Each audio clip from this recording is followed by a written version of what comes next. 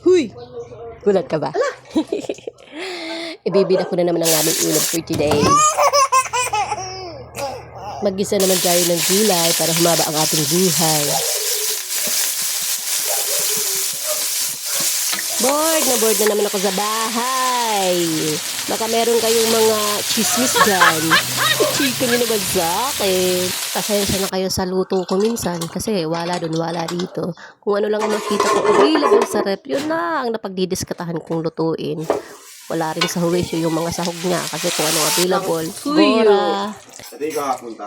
Sinang buhay.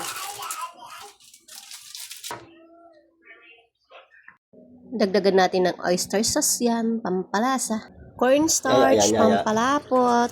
Tapos, kantahan nyo ng sumarap ang luto. Mabilis ang luto lang to guys kasi ayaw ko sa gulay yung na-overcook. Mas bet ko yung half-cook na parang kambing kumain.